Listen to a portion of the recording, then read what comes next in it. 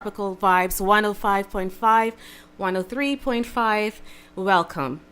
We do apologize for the late start, but better late than never.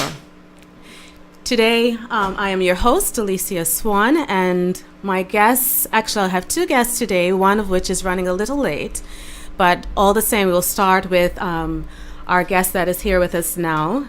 I will allow him to have an opportunity. Well, actually, before he introduces himself, I will ask him to give us a word of prayer to start the show. That's great. Father, we thank you so much for your goodness and grace towards us. Lord, you continue to bless us with your abundance of rain and sunshine, peace and civility. And we are so grateful for your goodness towards us. We thank you for this terrific Thursday, this wonderful day that you've made. We ask that you be with us as we share our thoughts and as we communicate. Just watch over us and guide us. With those as they go to and fro the street today in Providenciales, be with us. All that we are, we commit into your hands. In Jesus' name I pray. Amen. Yes, it is Thursday again. It's shortly after 1 p.m. and that must mean one thing, that it's the Patriot Hour. And I'll first of all ask my guest to introduce himself a little bit, though I know he's no stranger to none of us here in Turks and Caicos, but all the same, please introduce yourself to Radio Land. Hi, my name is Pastor Chad Archibold. I'm from the Weeds, Grand Turk. I am married to a wonderful woman. We have 5 kids. I pastor the Salem Baptist Church. And that's all that's good about me. Excellent. That sounds like a whole lot. Yes. Well, today we are continuing with our 40 by 40 series. We are reflecting on our 40 years of ministerial government here in the Turks and Caicos Islands, which was introduced in 1976. However, today we will be focusing and discussing our social, economical, and political history during the decade 1996 to 2006. With that being said, we do know that there has been, within that decade, a lot of talks or movement with Turks and Caicos and Canada. Mm-hmm. In your view, were there any political alignments with Turks and Caicos and Canada during that decade, 96 to 2006? Well, I barely knew myself then. But I have been blessed many times to travel to Canada and to, really meet with persons there in the community, primarily in the business world, and a lot of persons who have had this desire to see a greater relationship with Turks and Caicos and Canada. Unfortunately, we were never able to solidify any tangible relationship outside of the discussions that flare up every few years.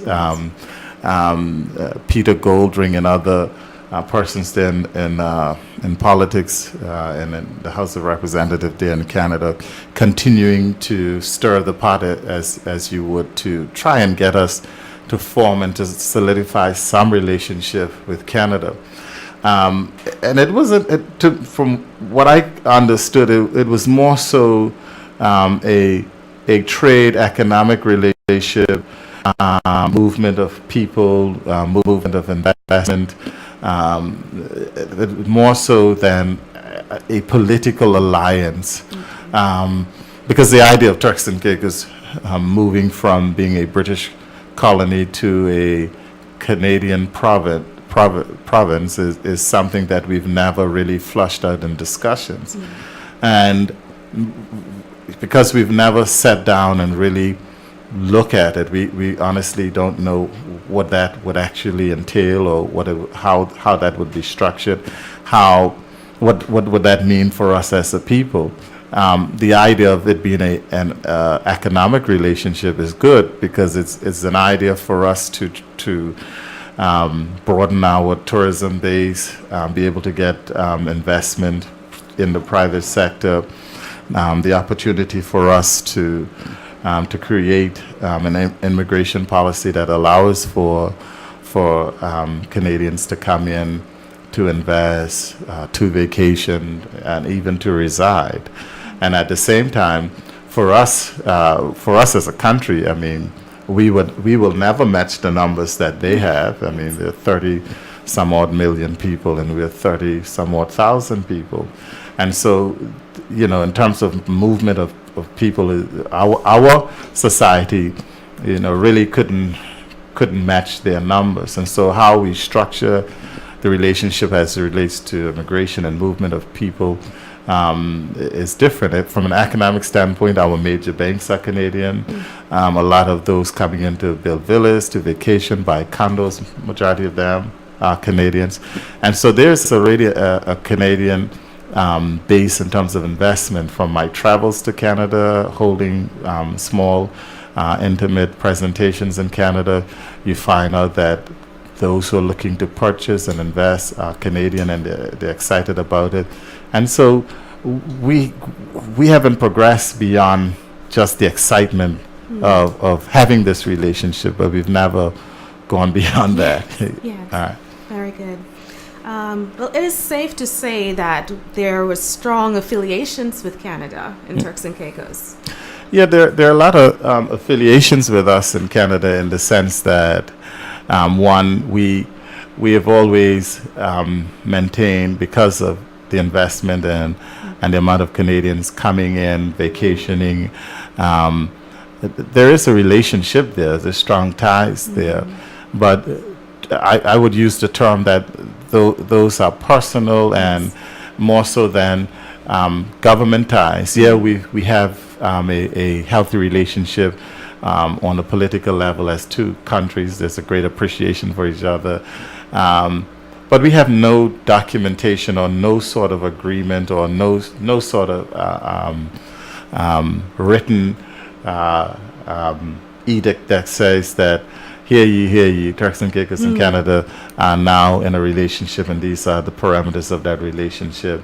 But beyond that, I think there's a love for Turks and Caicos by Canadians, and there's a love for Canadian investment by Turks and Caicos. And I think that is primarily the basis of that relationship. I totally agree with you that, yes, there is a definite love there. And more so even with our infrastructure. If we look right now in Turks and Caicos, even during that decade, there has been a number of hotels, restaurants, retail stores, etc., that are owned by Canadians here in Turks and Caicos. So they've done a number of investments here that is noticeable. Yeah, for the Canadians, it works both ways. You bring in Canadian dollars into a American American dollar economy. Yes. And you're coming in a tax-free economy. You're able to make the investment despite of what some of the localized hang-ups may be. But you're coming into an economy where it is safe. You have the beauty of the Union Jack in the background, even though we don't like to say that. But there is some sense of relief because Canada itself is a part of the Commonwealth. And so that relationship has allowed them to feel safe about investment. We on our end, politically, we have been solid. No matter what you think, there's been solid ground for them to build that confidence on to make that investment. So when you look at Grace Bay, and you begin to count the structures, there's more of the maple leaf on those buildings than any other country, and I think that's going to continue to be the reality. I think Canadian investment and Canadian buyers are always going to be our high our high marks. I think we need to understand that during that period, Canadians decided that this is where they want to invest. During that period, Canadians decide that this is the market that makes them feel healthy. They've decided that's the market where they feel they get value for investment. And during that period, we were relatively safe. I mean, we are, by world standards now, we are still safe. but they came into a very strong U.S. base, supported by British law, and secured by all that comes with being a British overseas territory, with a family relationship by the Commonwealth in a U.S. dollar-based economy. And so through that period, there was just that security. Let's do this. A lot of things people got to remember too. Even at the time, the largest proposal on the table, the East Caicos project by Page Brook, also was Canadian money. Grenier and all those folks that were pushing that project was out of Canada. In Grand Turk, it's a mix situation, but there's still a healthy economy of Canadians there as well. There are Europeans and Canadians. But throughout Turks and Caicos has been a healthy Canadian, and that started with that period where there's this constant up and down. Hey, Turks and Caicos wants to be annexed to. Well, we never said that, but that is what was always insinuated. And a few years after that, when I came into TC Invest, it became an issue again. And every time that becomes an issue, it sort of spikes investment and interest in Turks and Caicos. So we need to have someone on a payroll every few years to make that statement. So that will help draw Canadian investment into Turks and Caicos. Yes. Well, I'm going to piggyback off of that same. I'm not going to stay too long on the topic of the Canadian connection with Turks and Caicos, but just two more questions as it relates to it. With all that has been done and all of the investments, et cetera, that has came into Turks and Caicos through Canada, how do you feel Indigenous Turks and Caicos Islanders, have they benefited from the growth of all of this investment? Well, that's a two-edged sword sort of question, because on one side, you've benefited from what has happened economically in Turks and Caicos, predominantly Providenciales. So there is benefit from it in terms of employment, in terms of spin-off opportunities. That has been. But the other side of it is we haven't been able to translate investment into localized opportunities. And so I think Turks and Caicos Islanders at face have benefited from it with the growth of the economy, because the economy grew. That was the period when the economy really took off. And I remember when I got into TC Invest and I began to look at projects and see what was coming into Turks and Caicos, where it was coming from, what the dollar value was, and what we were looking at. There was a substantial amount of investment on the table out of Canada that was beneficial to Turks and Caicos. And so, we benefited from it a whole lot. And but to say that it changed the entire playing field for Turks and Caicos Islanders. The dynamics of Turks and Caicos Islanders are we are still the employment base, we are still the voting base, and we're still struggling to be at the table in terms of development. Yes. So. Now, we also had the introduction of InterHealth Canada during this decade. I think we have a caller. Oh, this call in? I thought I could say whatever I want to get away with it. Okay, I guess we can continue. Yeah. We had the InterHealth Canada. How do you view the introduction of a new system? Because we had our clinic, our Myrtle Rigby Health Complex. Now we have InterHealth Canada. How do you view it affected the healthcare system here in Turks and Caicos? Well, it certainly did from a positive standpoint. I think sometimes if you are honest enough to look back at what we had in terms of healthcare system, we had resources, We certainly had a need, but we didn't seem to have a will and a desire to marry the two into actualizing proper healthcare facilities, because we were still debating where the hospital would be, Grand Tucker, Provo. Right. We were still spending millions on referrals. We were still, oh, sorry, I'm not used to this.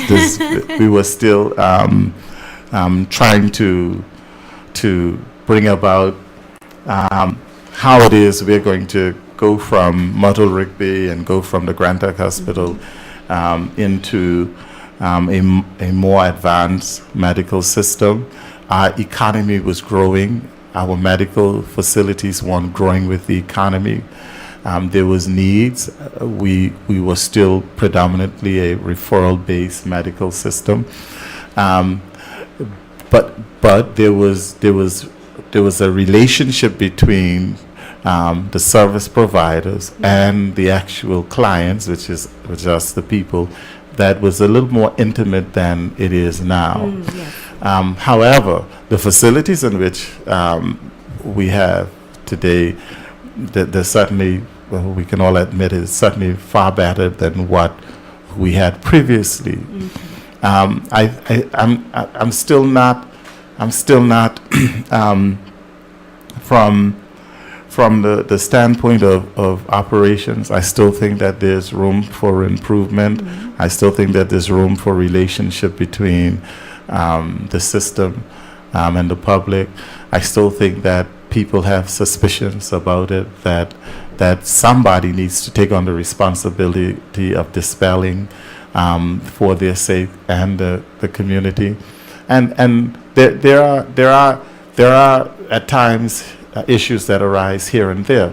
But overall, I think it's safe to say that the system that we have is more of a management and more of an interaction between government, Inter-Canada, and we the people more than anything. But overall, we have better facilities. Yes. The referrals now are different because we're going to the DR and Jamaica and other places as opposed to where you are going to the US for referrals. I don't know if that might have been the more positive thing, but on the ground is where the investment should be made. And earlier this year, speaking with the Premier, he talked about them launching this 2020 program of really trying to solidify the medical system. And so we have to be very serious about that and bringing all of the resources that we have to be in the medical system into to streamline it and make it work so that the people be less suspicious and be more, appreciative of where we are as opposed to where we were. Yes. So I hope that's a safe answer. I think so. Again, listeners, you're listening to the Patriot Hour. Your host, Alicia Swann, and I'm having a very good discussion with Pastor Chad Archibold on our decade 1996 to 2006 here in Turks and Caicos Islands. Remember, this is a live call-in show. We're on 105.5, 103.5, live stream on Tropical Vibes TCI Facebook page. And the number to call if you have any comments or questions for my guests is 941-8550. That's 941-8550. We welcome your calls and your input. Now, continuing, we saw a high awareness of activist groups focusing on the rights of women and children during this decade as well, such as the Convention on the Elimination of All Forms of Discrimination Against Women, as well as the rights of children were introduced. Do you feel there was enough awareness to impact our society during that time where it relates to violent acts against women and children?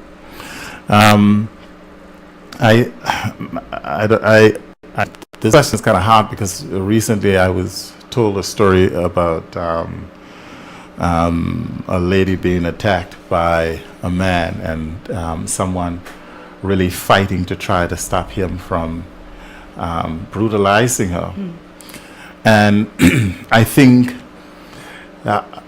we have a number of issues to meet all of these conventions that we ascribe to. The rights of a child it is a universal declaration that all countries face.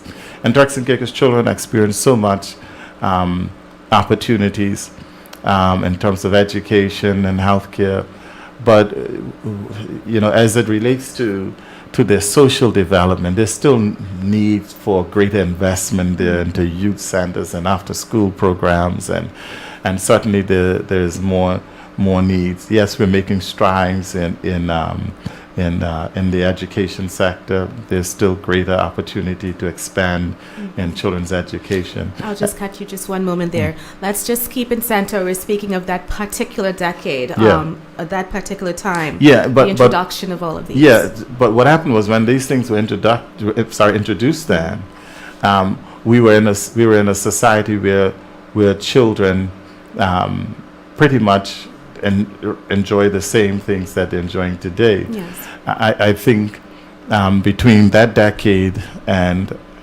looking back and reflecting, I still think that there is need to meet that convention that we signed on to. As it relates to women, I think that's the area that needs great attention. When we signed on to these conventions that make women, in terms of equal rights, equal pay, protection against abuse, the question that you asked, I can't honestly say that between that period and now, there are still things that we're grappling with. Recently, the whole discussion about what is being happening to women in the Dominican community.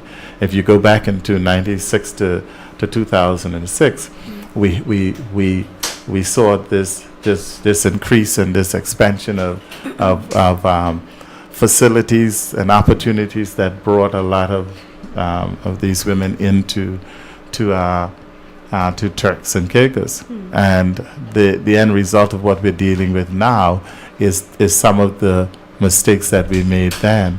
Women on a whole in Turks and Caicos are, to me personally, the pride and joy of what I've seen advancing in Turks and Caicos. Women are at the highest levels in Turks and Caicos. Women aren't fighting, if you would, to break the glass ceiling in Turks and Caicos. Women function at all levels in Turks and Caicos. And there's no one in Turks and Caicos asking a woman to stay home.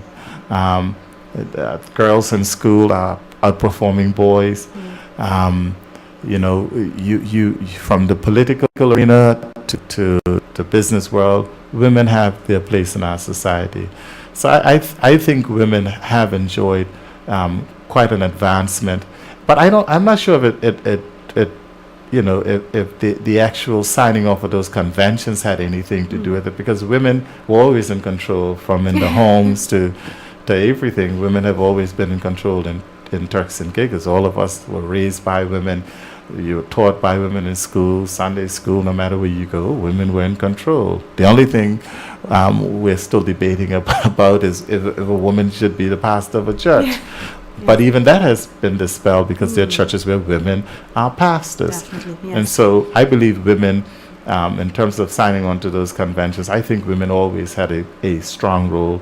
One person pointed out to me one day, and it's true, growing up in Grand Turk, all of the merchants who owned stores and businesses were all women. Really? Yeah, all the women were in control, running the place. Even if the husband was the owner, sort of woman was running the business. So women always enjoyed a strong position in our society. Oh.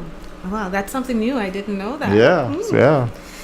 Do you feel the government of that time had enough to empower women in being able to have a voice in the political and social well-being of the country? Oh, Lord. Who was in government then? Okay. I think back then you had a chief secretary, a.k.a. deputy governor, as now, who was a woman. Yes. You certainly had women who were in politics then. Yes. And again, women were still pretty much in the mix. So politically speaking, yeah, women, there was no glass ceiling, quote unquote, for women to break in terms of being in the political arena. I don't think at the time there were any women leading any political parties or any parties predominantly women. Women were still somewhat tokenized back then in terms of politics, but now, it's a girl show. Oh, yeah. Everybody stand back and watch it. I mean, yes. all the dynamics that are happening in the political arena are the women at play. And so back then, I don't see that women were striving politically as we see today. No, yes. In which areas do you believe women had the greatest impact in the government during that decade? I think women. I think predominantly the not the chief secretaries, the permanent secretaries were predominantly men. I don't recall much of any women being permanent secretaries back then. Okay. But yet over the permanent secretaries, there was the chief secretary, who was a woman, and also heading up the civil service at the time. So in terms of the government structure, the entire government base is predominantly women in terms of employment. And I think we were still working out the structure of Turks and Caicos back then. I mean, it was 96 to 2006. We were on the heel of that great expansion that took us well into in fact, that is the decade. But I think women, again, were well placed then in government. I could be wrong, correct me, but when I reflect, I worked at TC Invest between 2002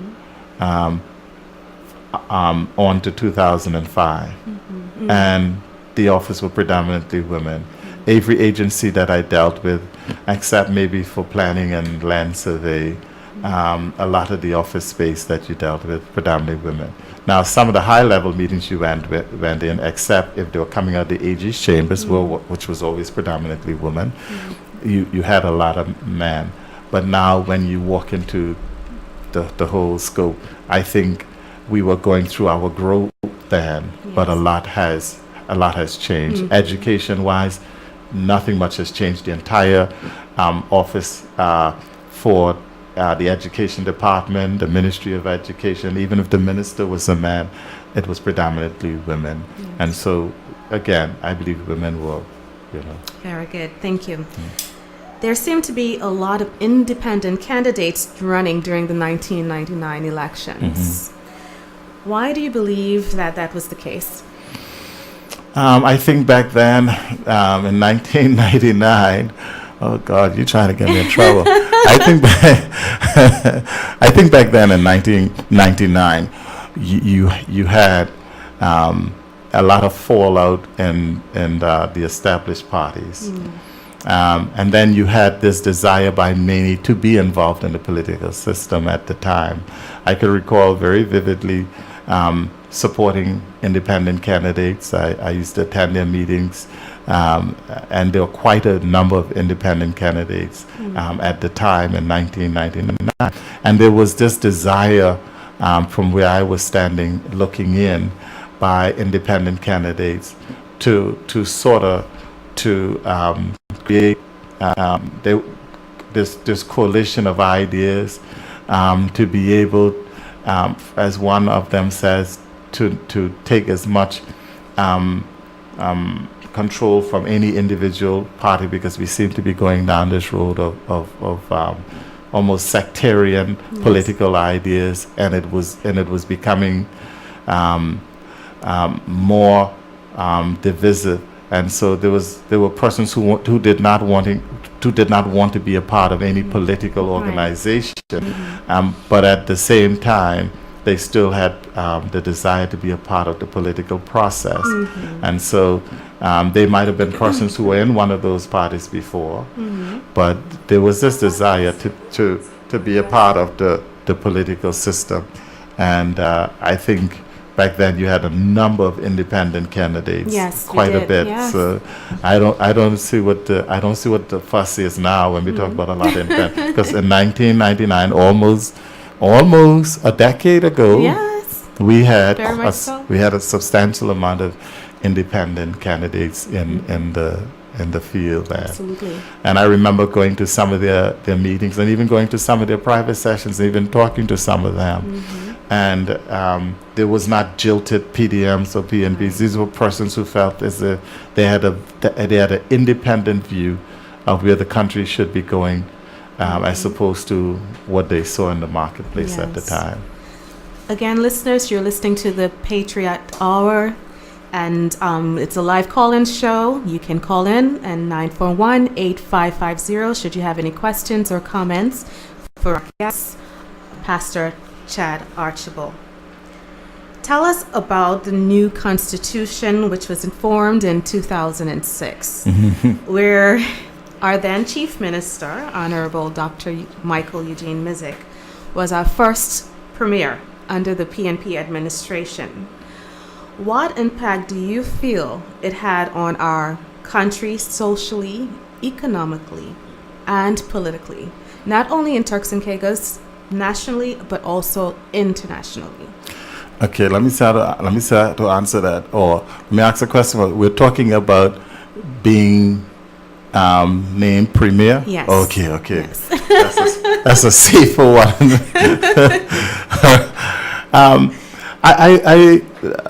I believe that, I think it was more of a status rather than people's views of Turks and Caicos. I think most people had a healthy view of Turks and Caicos already. I think it was a wonderful move to go from just chief minister to premier. Yes. I think at the time, Bermuda enjoyed having their chief minister being called premier. The global perspective that persons have was it being a name change, as some of us did, more than the office changing, in the sense that there were no new powers given to the premier. He had the same powers as chief minister.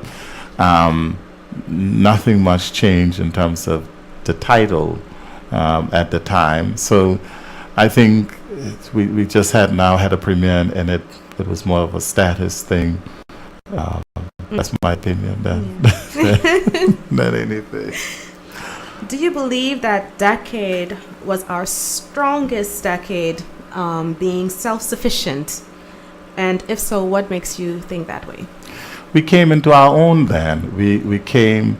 A lot of people don't understand that was our decade of growth. Yes. And that decade of growth came off of the hard work of years before that. Everybody wants to take credit for the good times, but good or bad, the administration before sets the tone for what is to come. If it's negative, and the new administration has to come and fight their way out of it, that's the reality. But we went into '96, and people were no longer.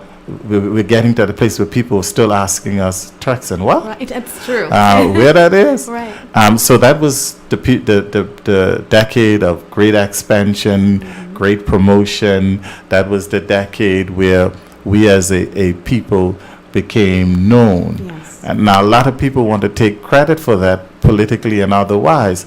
But the reality is the planes were landing, people were coming. Yes. The Canadians were investing. Yes. And so you had all of these things. It was the perfect storm, positive storm, all happening at the same time. And then globally, the world was like the Great Gatsby. The world was running on a fake economy, that a lot of money was being spent and made, because we got into the end of 2006 and 2007, and we got into the Great Depression. So it was the decade that Turks and Caicos benefited from, in the sense that a lot of investment, a lot of promotion. So when you come now and I travel and people ask where I'm from, I say Turks and Caicos, and instead of saying Turks and what, they go like, wow, Right, exactly. great, Yes, that's yes. wonderful. What are you doing here? Yeah, you know, Very true. So it was the decade that catapulted us beyond where we were at the time. But it was also a decade that we missed grand opportunities on so many levels. You had a strong economy. You had great promotion. But in that decade of great growth, when we begin to look back, we missed a lot of opportunities. We missed a lot of opportunities, and the expansion of the local, entrepreneurs and the economy. We missed the opportunities to invest in so many things, from healthcare to education. By the time we finally invested into those things, we had already celebrated a lot of mediocre years. Yes. And so that again is a two-edged sword. While there's great expansion, we still didn't, we ourselves put in a lot of opportunities for ourselves. And so we could have done some things on the ground at the same time, and we missed the mark, and we missed the opportunities. And we are now in this reconstruction period in Turks and Caicos, where we're trying to catch some of those opportunities in a crowded market. Yes. Yeah. We had also seen a number of scholarships being offered to Turks and Caicos Islanders during that decade as well, for higher education abroad. Do you feel we have benefited enough from Turks from this growth in the country during this time? I mean, any investment in education, and persons taking up that investment is absolutely, you can't go back and say it's a waste of money. And so yes, it was positive, and all those who were successful and all those who made use of that and educated themselves and bettered themselves, they made their society better. And they were able to begin to dispel some of the notions that Turks and Caicos Islanders weren't educated enough for certain things or could do certain things. We had a lot of doctors. Yes. We had a lot of lawyers. We had a lot of teachers. You name it. A lot came out of that period at the time. We also invested in the community college at that time. So there was definitely the right attitude and the importance for us to invest in education, and when you look at it in hindsight, it was the right thing to do. Excellent. We also had seen an increase in airlines during that decade as well. How do you see that assisting the economy of Turks and Caicos? Well, again, critical mass is something I've been dealing with all week. It's definitely, it was necessary because we wanted to grow the economy. You can't grow the economy without airlift. Yes. But no credible airline would have come in here to Provo or any destination unless there was investment on the ground. And we locally we like to talk about this chicken egg story. It was a chicken and egg story. We put the investment on the ground, and the airlines came, and even the subsidies that we had put in place to secure that. In the end, it wasn't even necessary, because as long as the investment was happening on the ground, airlines, there were rooms to bring people to.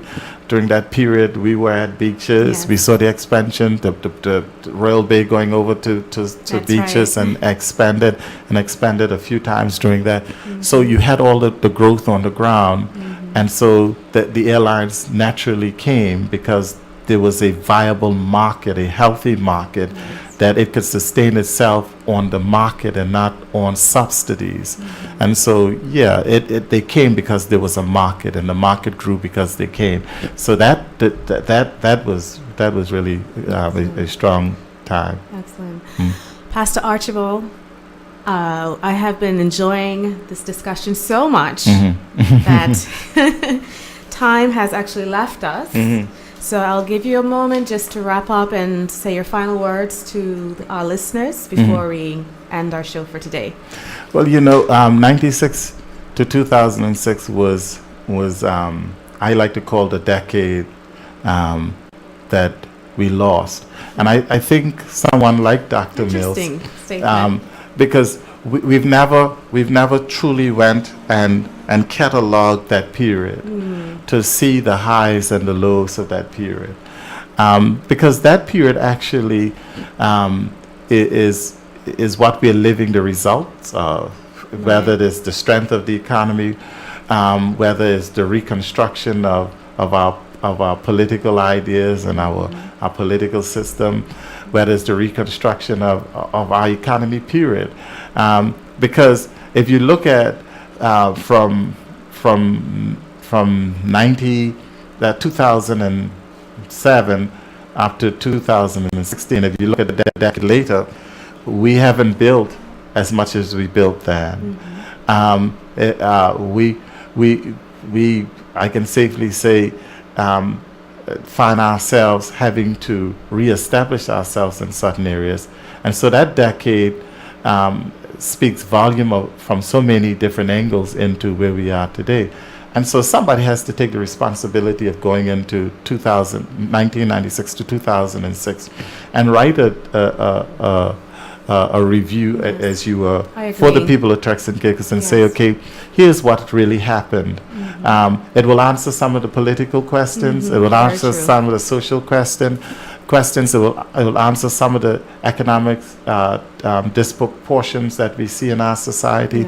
It will help us gauge ourselves in this period of reconstruction, because we've come off a global downturn. We've come off of the